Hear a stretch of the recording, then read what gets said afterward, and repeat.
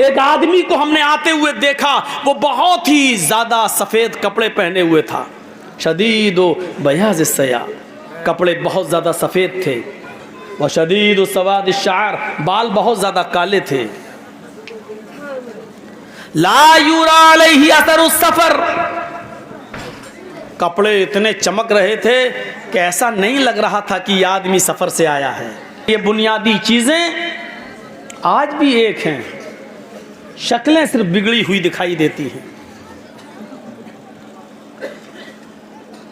One Umar Ibnul ख़त्ताब रज़ियल्लाहु तआला अन्हु क़ाल बैनमा नहनु इंद रसूलिल्लाहि सल्लल्लाहु अलैहि वसल्लम ज़ात यौमिन इस्तला अलैना रजुलुन शदीदु बयाज़िस सयाब व शदीदु सवादिश शअर ला युरा अलैहि अथरुस सफ़र व ला यअरिफु मिन्ना अहद हत्ता जलस इला नबी सल्लल्लाहु अलैहि वसल्लम फअस्नद रुकबतैहि इला रुकबतैहि व वज़अ कफ़ैहि अला फ़ख़िज़ैहि व क़ाल या मुहम्मद अख़बिरनी अनिल इस्लाम क़ाल अल इस्लाम अन तशहद अल्ला इलाहा इल्लल्लाह व अन्न मुहम्मदर रसूलुल्लाह व तुक़ीमस सलाता व तुअतियज़ ज़काता व तसूम रमज़ाना व तहुज्जल बैत इन इस्तताअत इलैहि सबीला।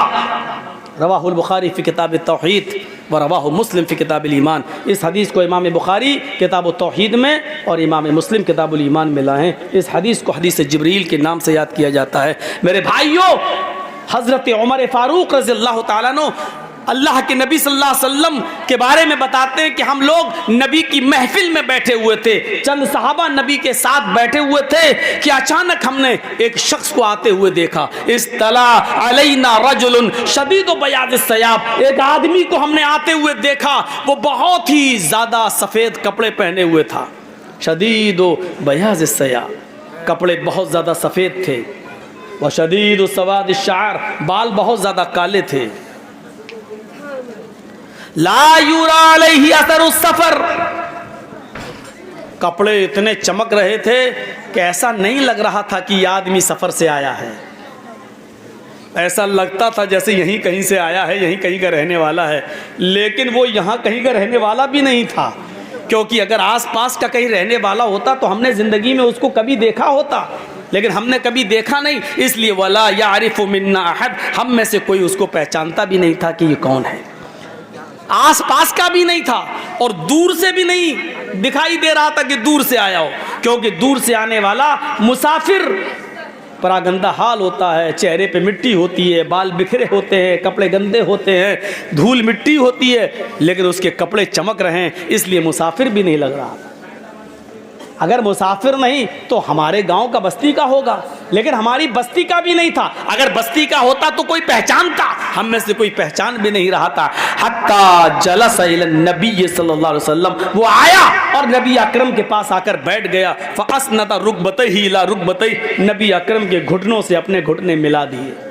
अल्लाह के नबी के पास बैठ गया।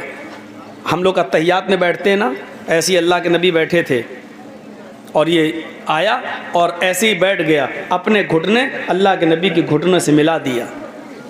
फ़अस्नदा रुकबतैहि इला रुकबतैहि, और अपने दोनों हाथ की हथेलियाँ नबी की रान पर रख ली, ऐसे ऐसे बैठ गया नबी की रान पर। वक़ाल या मोहम्मद, और कहा आए मोहम्मद। उसने या रसूल अल्लाह नहीं कहा, नाम लिया। अगर हमारी बस्ती का कोई आदमी होता तो या मोहम्मद नहीं कहता, या रसूल अल्लाह कहता। ये कौन अजनबी आदमी है जो आकर नाम ले रहा है?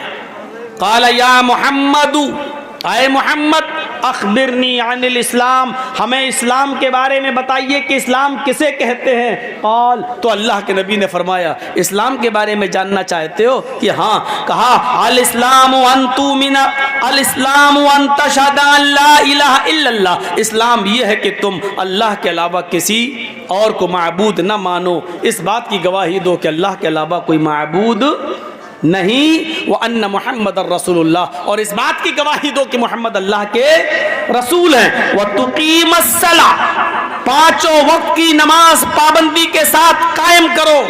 व तुअतियज़ ज़कात, इस्तिताअत होने पर, साहिब हैसियत होने पर अपने माल की पूरी पूरी ज़कात अदा करो। व तसूम रमज़ान, रमजान के पूरे महीने के रोजे रखो। व तहुज्जल बैत इन इस्तताअत इलैहि सबीला, और खाने काबा की ज़ियारत करो, हज करो। अगर वहाँ तक जाने की इस्तिताअत है तो, वहाँ तक जाने की ताकत है तो तुम हज भी करो। ये बुनियादी चीज़ें तकरीबन हर मज़हब के अंदर है। जहाँ तक कलमे का ताल्लुक़ है तो वो हर मज़हब के अंदर मौजूद है। ईसाइयों में there is no god but god is only one without second, इस शक्ल में मिलता है। हिंदू धर्म के अंदर एकम ब्रह्मा द्वितीय नास्ते न नास्ते किंचन, इस शक्ल में मिलता है। और कहीं कहीं तो खुल के मिलता है, ला इलाहा हरण पापन इल्लल्लाह परम पिदम।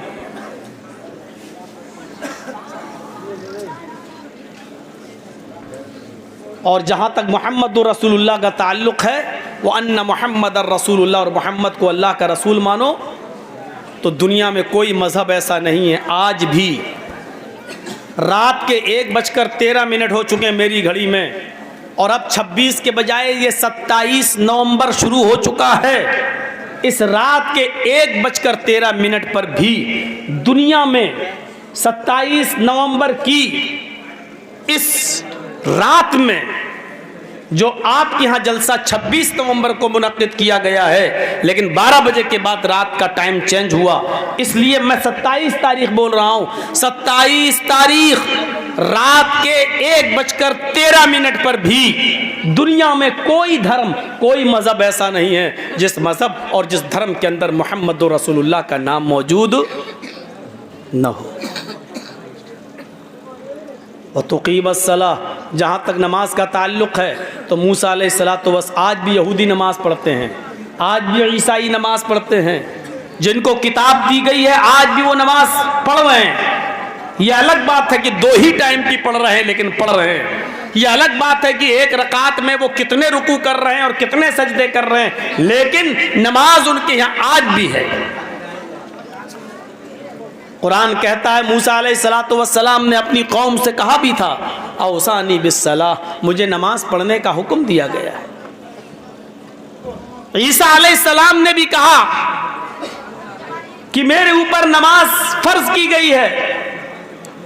इब्राहीम अलैहिस्सलातु वस्सलाम भी नमाज पढ़ा करते थे, बल्कि इब्राहीम अलैहिस्सलातु वस्सलाम की तो दुआ अल्लाह रब्बुल आलमीन ने कुरान में रिकॉर्ड की है। वो ये कहा करते थे, आप देखिए, इन्ना सलाती व नुसुकी व महयाया व ममाती लिल्लाहि रब्बिल आलमीन।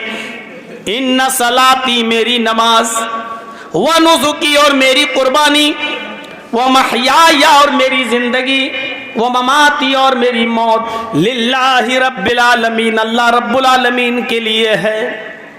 ये नमाज का जिक्र भी हर मज़हब के अंदर मौजूद है। हिंदू धर्म के अंदर भी नमाज की एक शक्ल मिलती है। योगी उज्जीत सततमात्मानम रहस्य स्थिता एकाकी अच्युतातिमा निराशीर परिग्रह।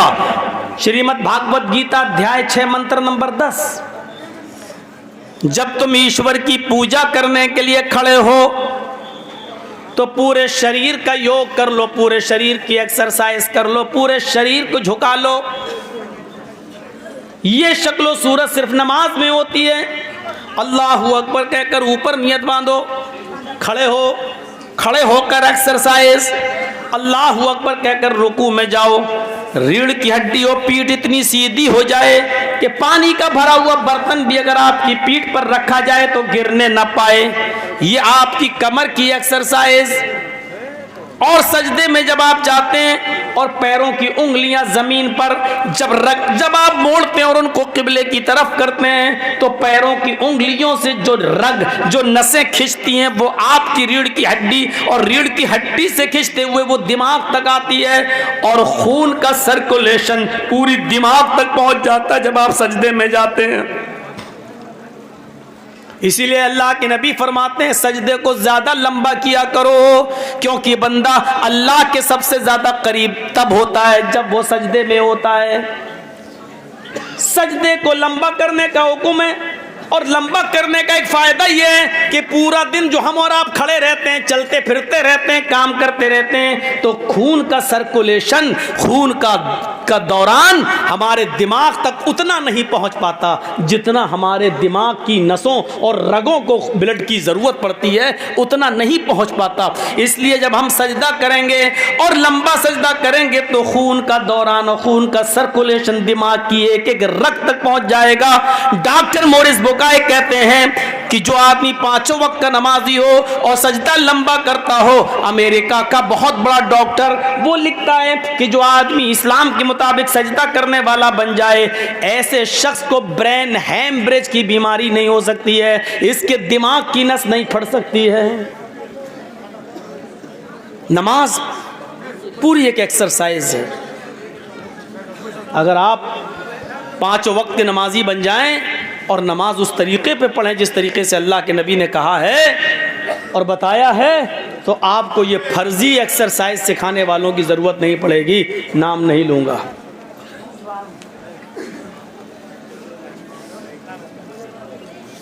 आजकल जो फर्जी लोग पैदा हो गए हैं एक्सरसाइज सिखाने वाले,